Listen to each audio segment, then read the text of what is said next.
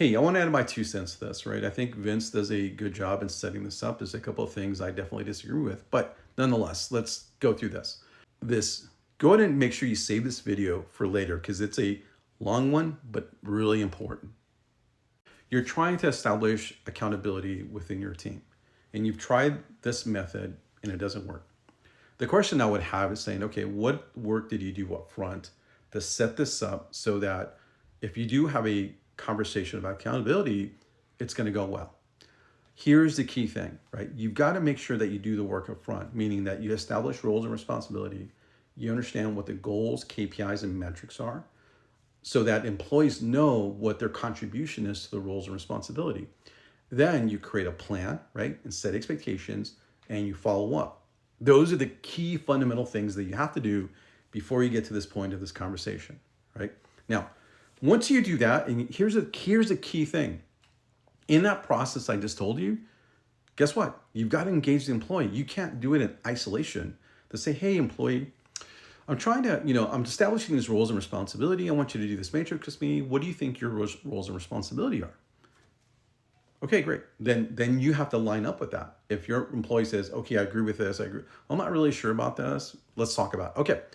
If you do that activity, then you're like, okay, then the sign off is the employee agreed with this. Like, hey, employee, do you agree with the roles and responsibility that you have in this role?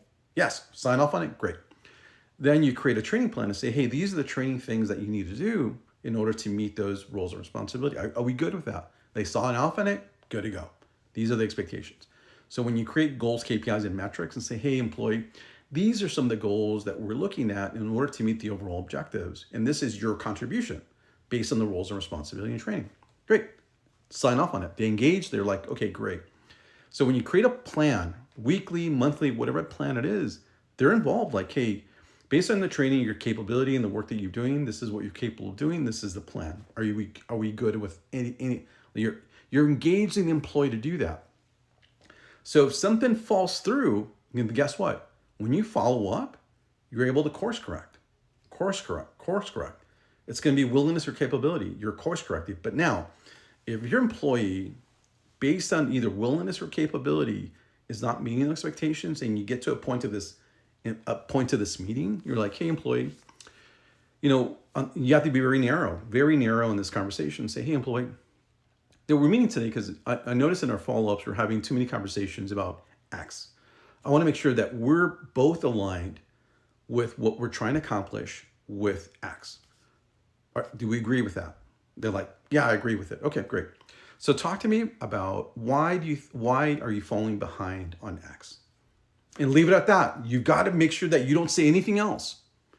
Let them answer. Don't fill in the gap. If you're a nervous person that likes to fill in dead space, don't do that.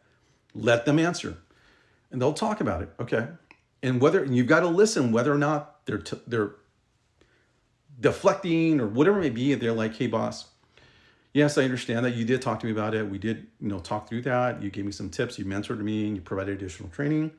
You're absolutely right. I agree with that, and this is what I'm going to do next, right? So your question is, or if they say, no, I don't see it, because I think you dropped the ball in the training. In Vince's example, say, well, you dropped the ball in training. How are you blaming me for this? Then you don't have nowhere to go, right? Then that's on you as a manager. Like, yeah, it's on me. You don't want to put yourself in that situation.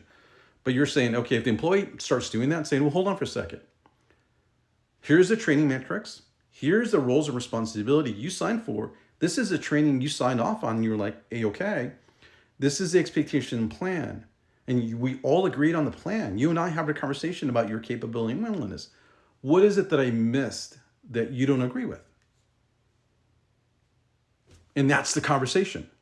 So remember, you have to do the work up front in order for you to have an effective conversation. Because remember, there's a method of building a box around what you're expecting employees to do. And here's the thing. You want employees to be successful, but they've got to understand themselves to say, oh, yes, I own it. That is my problem. I need to fix it. If you're telling employees how to fix things, you're never going to create ownership and accountability.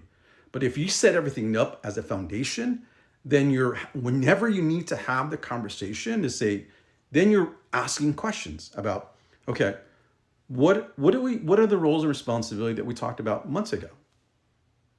Okay. What are the goals and KPIs that we all agreed on? Okay, great. All right.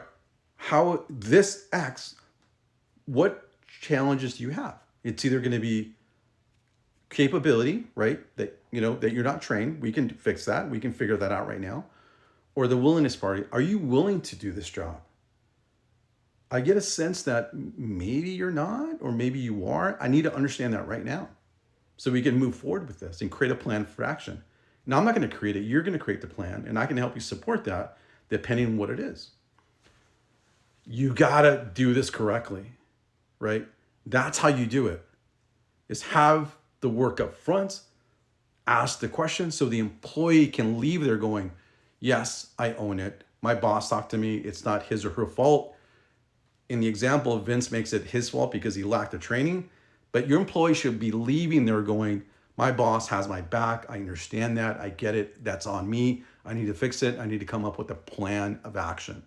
That is what you want. So again, if you have any questions, let me know in the